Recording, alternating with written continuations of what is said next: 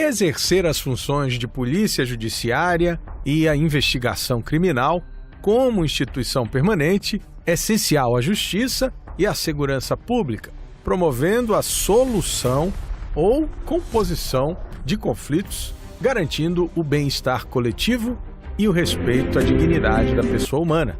É o que compete à Polícia Civil. Após missões na Polícia Civil em Manaus e em alguns municípios do interior do nosso estado, ele chegou ao cargo de delegado-geral da instituição histórica no Amazonas.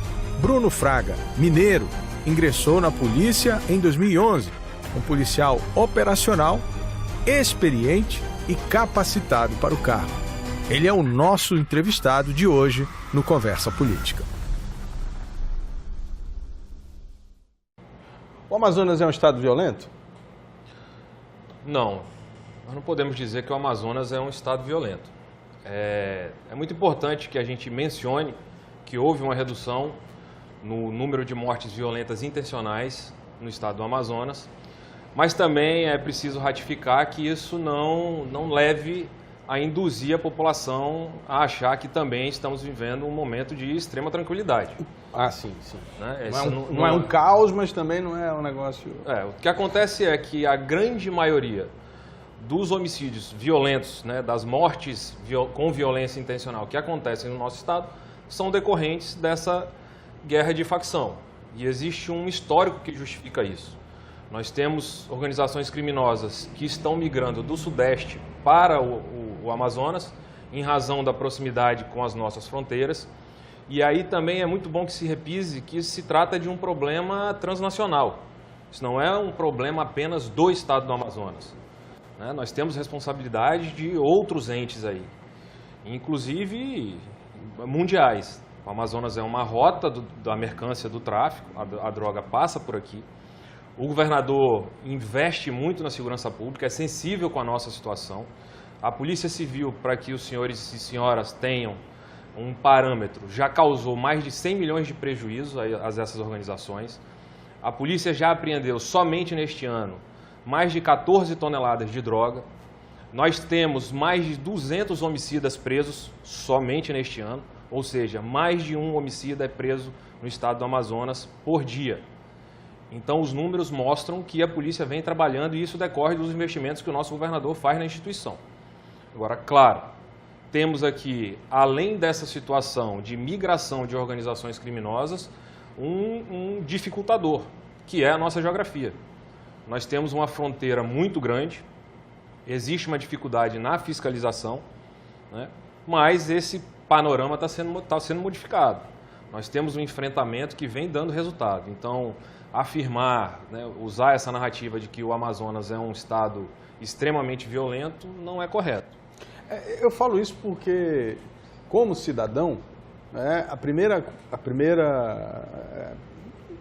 sentimento que a gente tem é quando você diz, é um estado violento, é aquele medo das pessoas andarem na rua. E eu não vejo isso aqui no geral. É óbvio que você, em algum aspecto, você tem cuidado em algumas áreas. Mas a gente não pode, eu pelo menos não convivo com ninguém que viva com medo de andar na rua. Né? Em alguns outros estados a gente até tem isso, né? Mas no Amazonas a gente não tem isso. Agora, aonde começou todo esse problema? Porque o senhor colocou uma coisa que é importante. Essa violência, ela não é aquela violência, vamos dizer assim, mais do dia a dia da sociedade, que envolve pessoas do bem. Você está falando de uma violência voltada ao crime organizado. Né? E quando é que começou isso? Como é que a gente acabou sendo centro desse conflito do crime organizado? Bom, vamos lá. Nós temos como tudo, existe uma história, existe um começo. Né? Na região sudeste, as maiores organizações criminosas do Brasil foram criadas lá e começaram a querer essa expansão através, inclusive, dos sistemas prisionais para angariar pessoas, para criarem uma organização... Uma sucursal, digamos, do crime. Exatamente, exatamente. E o Amazonas possui essa peculiaridade de estar limítrofe com os maiores produtores de droga. E aí também uma proximidade com a Bolívia, que é um grande produtor, né? Mas os dois maiores, Peru e Colômbia. Sim. Então existe essa atratividade para que o crime organizado tenha chegado até a nossa região. E nós estamos falando isso de quando, doutor? Qual é o período, em que ano aconteceu isso? Desde os anos 2000, esse aumento, essa expansão, ela começou. Mas nós temos um marco, que foi o ano de 2015, onde aconteceu o assassinato de um traficante, e aí a gente não tem por que mencionar isso, claro, Paraguai. E aí a rivalidade entre duas organizações, ela se asseverou. E aí buscaram expandir o mercado, começaram fazendo essas captações no Brasil inteiro, né, dentro do sistema prisional, e chegaram até o Amazonas, porque aqui é uma fonte de acesso mais fácil para o escoamento dessa droga, não só para o sul do Brasil, sudeste do Brasil, como também para a Europa e para a África. Hoje, vamos dizer assim, esses homicídios, esse crime envolvendo facções criminosas representa quanto, digamos assim, do bolo da violência do Amazonas? Mais de 80%. E aqui um esclarecimento. O índice de periculosidade de uma cidade, ele é medido pela taxa de homicídios. Por quê? Porque os demais crimes, eles têm uma taxa muito grande de subnotificação. Nem sempre o cidadão que é furtado, que é roubado, vai até a delegacia. Mas o homicídio não tem como você fugir. Porque existe a materialidade, o corpo em algum momento vai aparecer, a família de quem está desaparecido vai se recorrer da polícia, então esse número não é subnotificado. E por isso foi escolhido para ser um parâmetro. E aí nós temos o Amazonas em terceiro lugar, justamente porque nós vivemos um momento em que duas organizações criminosas se enfrentam para ver quem consegue dominar a área. E o Estado está fazendo o papel dele, os números mostram que nós não vamos deixar isso acontecer. O enfrentamento está sendo dado para essas duas organizações criminosas não se instalarem aqui. Veja bem, São Paulo foi considerado uma das cidades que mais diminuiu o número de homicídios. Mas isso não significa um dado muito bom. Por quê? A gente precisa levar em consideração que houve uma consolidação de uma facção criminosa naquele estado. Parou o homicídio porque a outra facção perdeu. Basicamente é isso. De forma muito resumida, a gente pode afirmar isso. Ou perdeu o território. E aí o Estado tem que estar muito atento e reforçar ao máximo o seu trabalho para que não haja, no Brasil, formações de verdadeiros cartéis, como temos em outros países. Ou narco-estados, né? Porque hoje em dia a gente já está falando de situações em que essas organizações criminosas entram para a política. Agora mesmo a gente viu notícias de que essas facções financiam estudantes de direito para cursos e concursos de Ministério Público, juiz. Não, o sistema de lavagem de capitais dessas organizações é muito sofisticado. Muito sofisticado.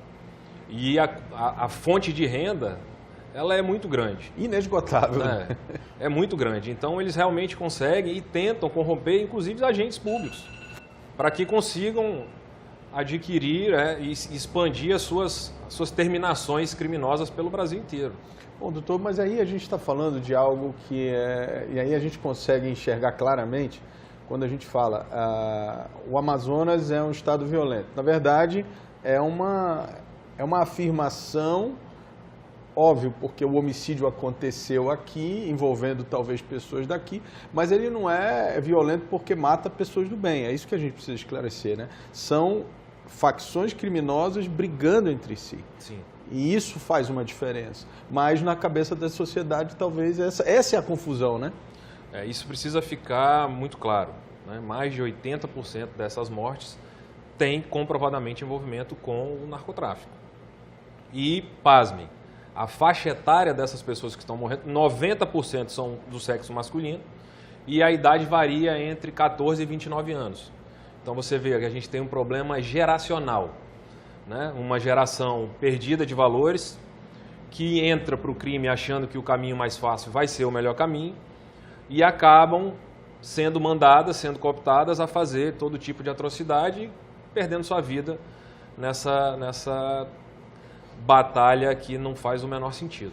E aí a gente, só para concluir isso, existe um aspecto que eu acho que é importante a gente colocar, é que esse crime, essa briga das facções tem um motivo, que é a rota, pelo que eu entendi, né? É o rio Amazonas, Rio Solimões, que dá acesso a outras regiões do país e do mundo. E essa guerra se dá a partir das fronteiras. Como é que o senhor avalia, né, a estratégia e a posição do Brasil em relação a, digamos assim, ao combate desse tipo de crime na origem? Né? Assim, a gente não vê muita coisa, a verdade é essa, né? Bom, vamos lá. Primeiro, eu gostaria muito de enfatizar que a segurança pública, ela não vai ser resolvida de uma forma única. É preciso que todos tenham conhecimento de que há um leque, uma gama de autores responsáveis por fazer a sua parte. Se nós colocarmos 1 milhão de policiais, nós não vamos resolver o problema da segurança pública. Não é só o contingente. A polícia não resolve o problema social. A polícia precisa fazer a parte dela. E aí, volto a dizer, nós temos recebido os investimentos do nosso governador. O governador foi muito sensível com a situação do nosso concurso. É bom que se diga. Nós estamos há mais de 10 anos sem um concurso no Amazonas. O concurso agora foi concluído. Estamos na iminência do chamamento dos nossos futuros policiais, o que vai contribuir sobremaneira para esse enfrentamento. Mas só isso não vai resolver. É preciso que todos tenham muita consciência de que a segurança pública, ela é um problema social. A polícia, ela começa a trabalhar quando tudo deu errado, né? Quando os outros fatores não deram certo.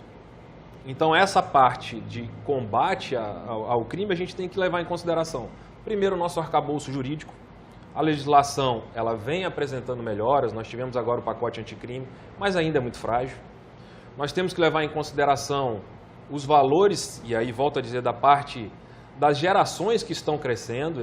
Tem que ser feito um trabalho a longo prazo, para que não caiam nessa armadilha de achar que o crime compensa, de que o crime vai me dar o tênis que eu quero, vai me dar o celular que eu quero e nada vai acontecer. Isso não é a realidade, está aí o número de mortes que estão acontecendo. E principalmente um trabalho integrado.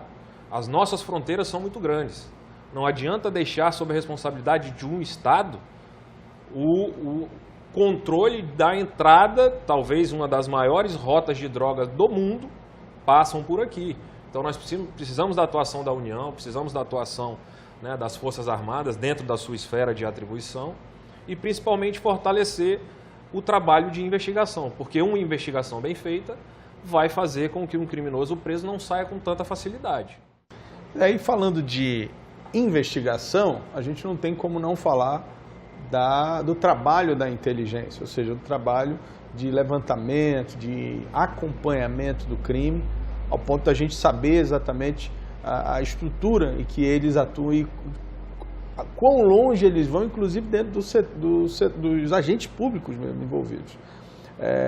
Como é que o senhor avalia esse trabalho hoje no estado do Amazonas? Bom, a Polícia Civil criou o seu departamento de inteligência e a inteligência é o coração da instituição. Hoje, as polícias do Brasil inteiro investem cada vez mais na área de inteligência, porque é a partir daí que a gente vai conseguir esclarecer toda a dinâmica dos crimes que acontecem. A gente não pode deixar de considerar, nós estamos falando muito aqui do narcotráfico, né, mas muito do narcotráfico também passa por um computador. A lavagem do dinheiro, ela utiliza um computador, utiliza inteligência para fazer o escoamento. E isso é o principal. Para a gente combater o narcotráfico, a gente precisa bater no dinheiro. Sem contar de um crime que assola muito a população. Nós temos um aumento significativo de estelionatos virtuais. Pessoas caindo em golpes toda hora. Então a tecnologia, hoje, ela é primordial para que a gente consiga ter uma investigação robusta, uma investigação que consiga comprovar, né, materialmente, sem que deixe margem para a defesa alegar qualquer tipo de subterfúgio e conseguir que o criminoso saia com brevidade da prisão. Então é uma ponta que vem sendo muito atenciosa todas as polícias no Brasil inteiro estão demandando bastante atenção nessa área de inteligência. Hoje é o ponto crucial da polícia, é a área de inteligência. E o senhor acha que aqui no Amazonas, por exemplo, a gente precisaria ampliar essa estrutura, ampliar a capacidade de se produzir inteligência em vários segmentos de crimes? Como é que o senhor imagina? É óbvio que hoje ainda não é o ideal, né? A gente sabe que ainda tem muito a se acrescentar nesse trabalho. Mas qual seria a ideia, né, para a gente ter uma estrutura de inteligência capaz de fazer frente aos nossos desafios? Bom, os desafios são grandes, os investimentos eles estão acontecendo e aí volto a agradecer o governo do estado nesse sentido. O departamento hoje do Amazonas é um departamento que tem contato com o Brasil inteiro. As polícias civis estão bastante integradas, nós também temos contato com a própria Polícia Federal. Então essa troca de informação ela é muito importante e a troca também de conhecimento. Isso é um fator que vem contribuindo bastante e trazendo os resultados exitosos, tanto é que corriqueiramente a Polícia Civil do Amazonas, eu estou dizendo Amazonas porque nós somos daqui, né, vem apresentando operações deflagradas em diversos estados dentro do nosso país. Agora, quando a gente fala de inteligência, parece algo muito distante. A sociedade ela acha que é algo meio elitizado do processo da polícia, quando na verdade ele é a base, né, do processo de debelar um crime, né? Claro, claro. A inteligência é que vai nos permitir não deixar margens para que pessoas sejam de forma indevida colocadas como suspeitas de determinados crimes. É a inteligência que vai permitir que a gente chegue no autor e consiga esclarecer a motivação dele ter cometido aquele crime. É a inteligência também que vai permitir que nós excluamos as pessoas que não tenham vínculo com o crime e indevidamente podem acabar sendo também indiciadas. Então, sem contar as minúcias que contribuem para que a gente chegue no nosso objetivo final, né? Mas assim, apesar de ser uma curiosidade muito grande da população, é algo muito sigiloso. Sim, a gente fala de inteligência, mas não pode dar muita informação. A gente não pode dar muita informação, porque senão a gente facilita a vida dos criminosos, não é esse o nosso objetivo. Bom, vamos para o interior, porque eu acho que a sociedade como um todo entende a Amazônia como algo muito grande, né? E eu conheço um pouco também do sistema de justiça, vi o desafio que foi e que é para eles manterem promotores, juízes, uma estrutura no interior do estado, né, devido exatamente a essa dificuldade. E eu imagino que não seja diferente para a Polícia Civil, né, para a Polícia Militar, Polícia Civil. Como é que tem sido aí, como gestor, esse desafio de organizar ou tentar mitigar a falta ou a ausência da polícia no interior do estado? É um desafio hercúleo, talvez um dos nossos maiores desafios. Nós temos 61 municípios no interior, no Amazonas são 62 municípios, mas um é a capital Manaus, né?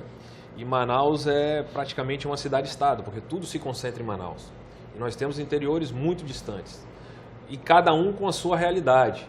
Nós tivemos agora recentemente em São Gabriel da Cachoeira, é de conhecimento comum, né, menores que estavam sendo angariados para irem para outros países. Então a gente tem realidades de conflitos agrários, isso também é um fator que aumenta muito a letalidade dentro dos quadros que a gente vivencia.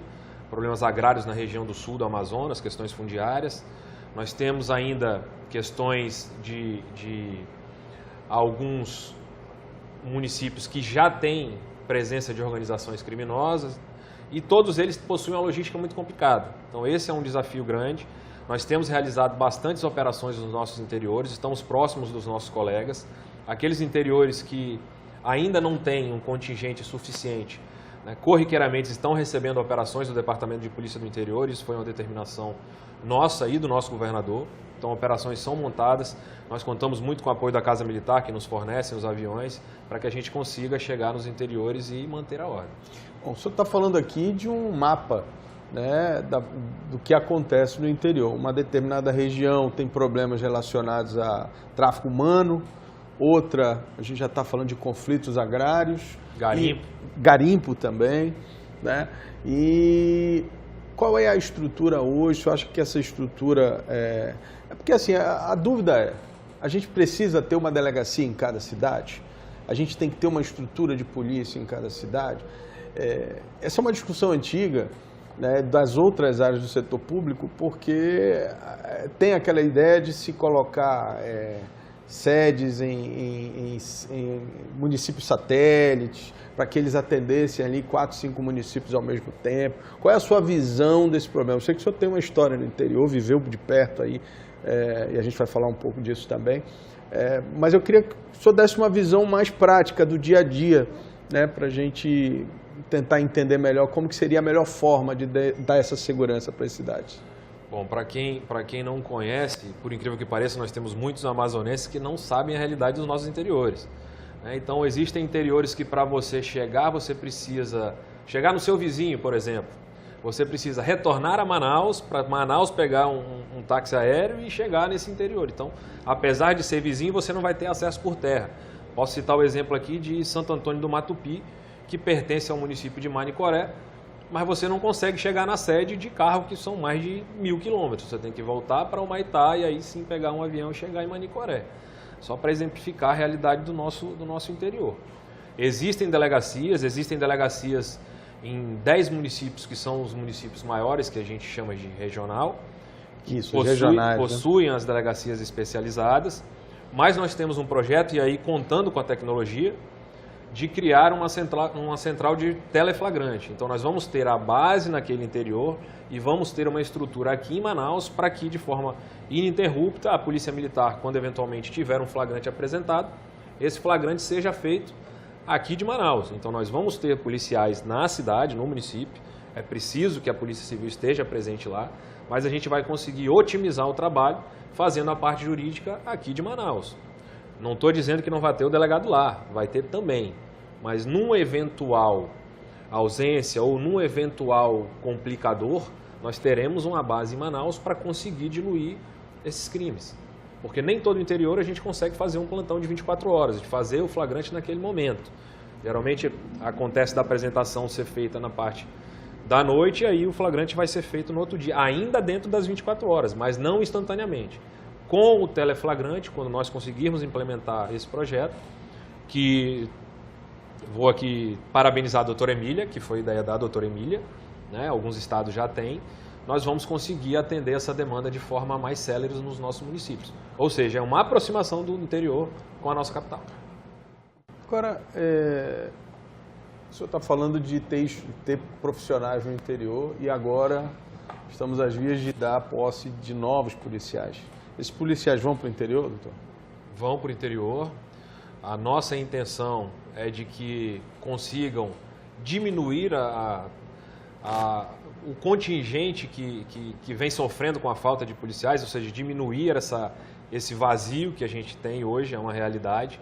E aí, mais uma vez, mérito do nosso governador, porque nós estávamos há 12 anos sem policiais na instituição, e aí a gente tem que ter em consideração os que já se aposentaram, os que infelizmente perderam suas vidas, né, aqueles que estão adoecidos. Então, é fundamental que esses colegas que estão chegando, que eles componham aí, façam parte do nosso corpo nos interiores. Mas aí eu queria que o senhor desse um testemunho para esse pessoal, porque exatamente, normalmente o pessoal quando vem para o Amazonas, eles não têm a dimensão do que é viver no interior do estado do Amazonas.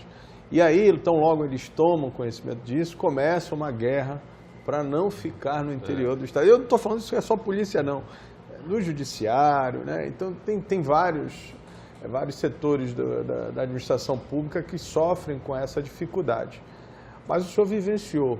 Eu queria que o senhor falasse um pouco. O senhor esteve em quantos municípios antes de vir definitivamente para a capital? Bom, eu fui lotado inicialmente no município de Benjamin Constant. Tenho muito carinho pelo município que foi lotado. Fiz boas amizades lá. É um município muito distante, né? Você chega em Tabatinga, à época era um ATR que ia para lá. Hoje acho que já tem um avião da Azul. E aí eram 2h30, 2h40 para chegar em Tabatinga. Chegando em Tabatinga, pegava-se um barco, pega-se ainda, né? É a voadeira. Eles chamam de balieira lá. Balieira, em Benjamin. Aí você chega na cidade. Uma cidade pequenininha, né, que tinha seus problemas. Aprendi muito. Isso acho que vai ser um ganho bastante importante para os colegas que forem para o interior, porque você cria casca. Como eu disse, existe uma distância, existe uma dificuldade logística e você tem que fazer valer e honrar a sua instituição. Então, isso é um aprendizado que você leva para a vida inteira. Alguns casos engraçados, né? Me recordo que certa vez estava na delegacia, apareceu uma anta na delegacia.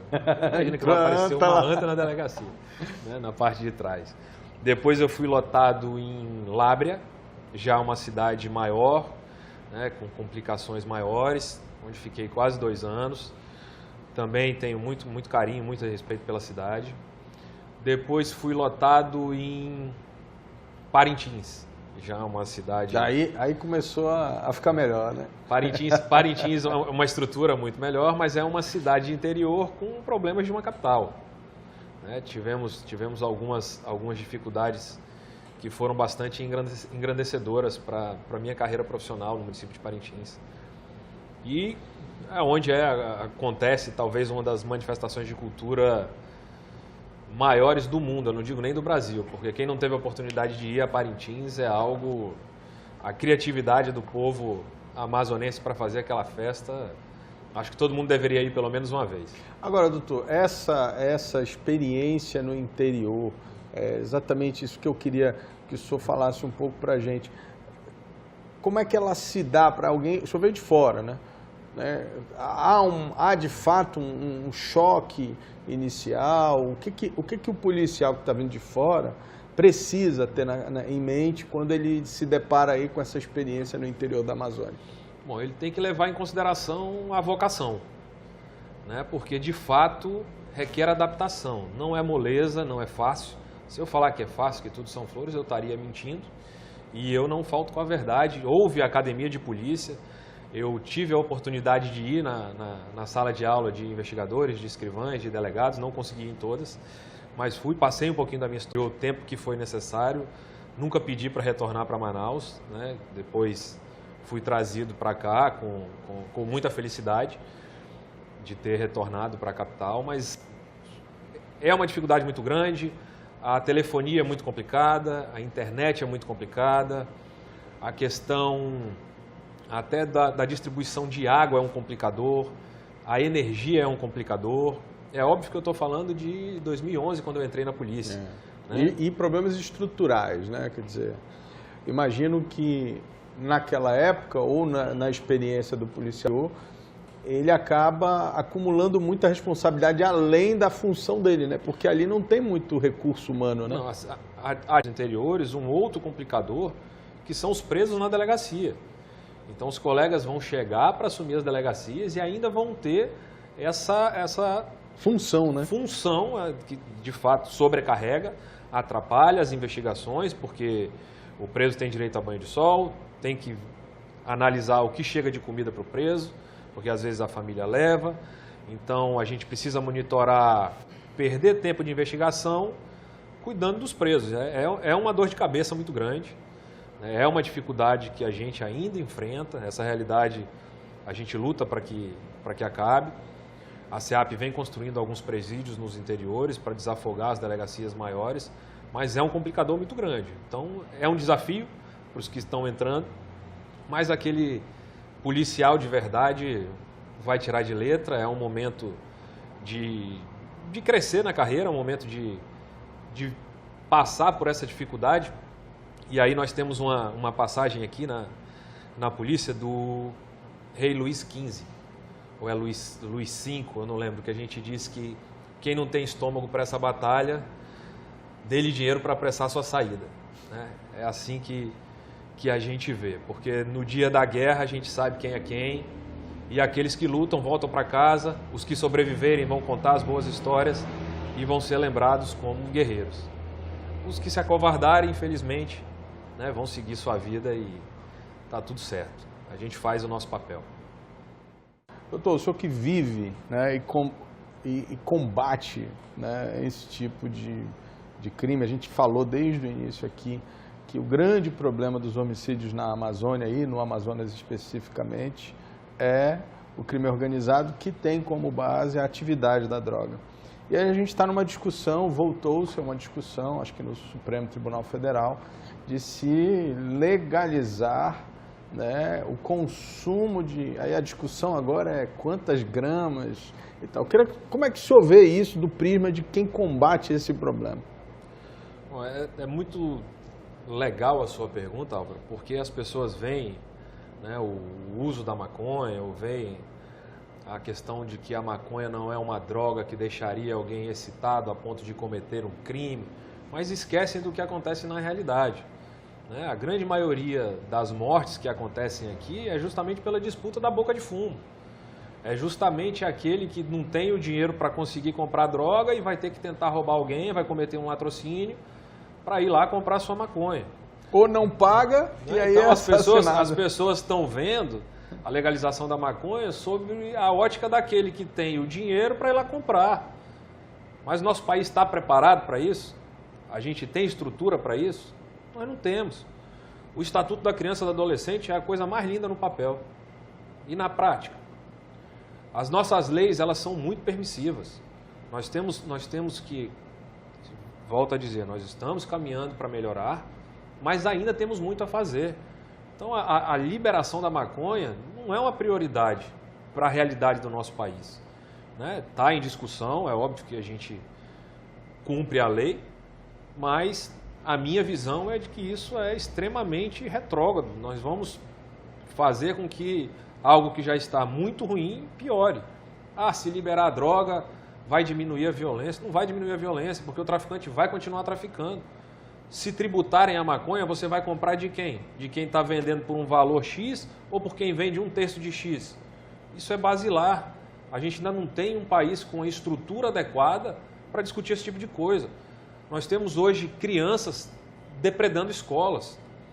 Existe um filósofo polonês, Bauman, não sei se todo mundo já ouviu, que discute a liquidez das coisas. Sociedades líquidas. Hoje os nossos valores, então, na minha concepção, isso é mais um passo para diminuir um valor, um princípio que precisa ser passado para as crianças.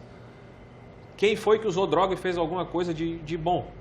O cara vai usar maconha e vai ficar mais inteligente? Não.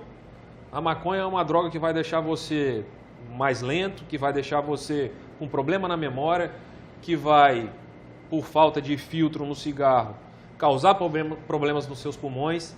E aí nós vamos ter os hospitais para cuidar de pessoas que estão viciadas com maconha, mais dinheiro público sendo jogado fora.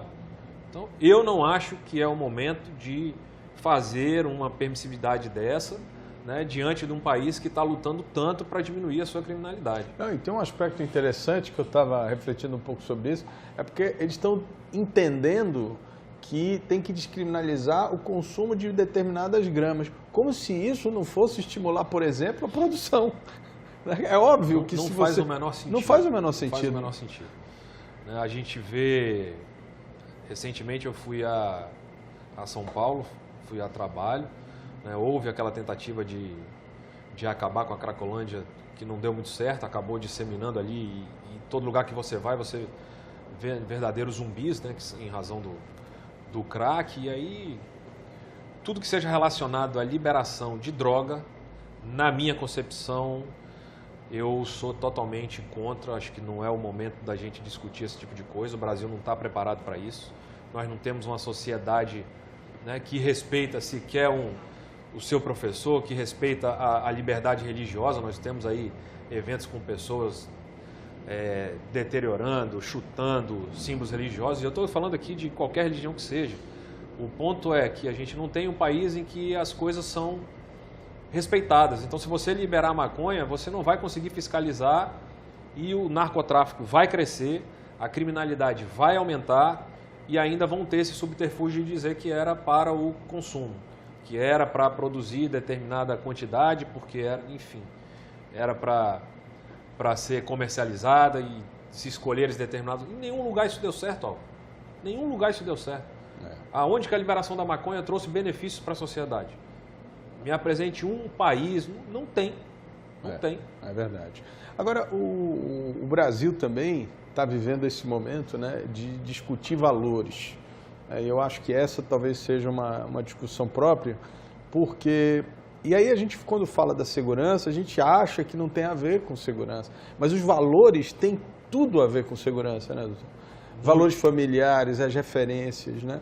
Hoje o senhor falou de sociedades líquidas e a gente cada vez mais consegue enxergar que as pessoas, né, há uma força muito grande para que as pessoas não tenham referências, né? Quer dizer, é como se as pessoas viessem do nada para alguma coisa que também ninguém sabe o que é, né? E aí elas ficam perdidas a vida inteira numa busca eterna. O resultado é esse, é o envolvimento com droga, buscando através dessas coisas um significado. Olha, nós temos exemplos aqui no Brasil que comprovam o que você está falando. Lembra Brasília, há algum tempo, não muito distante, onde a violência nas cidades satélites era absurda e colocaram bastantes policiais? Não resolveu. As armas. Volto a dizer, o problema da segurança somente com a polícia não vai resolver, porque é uma questão social.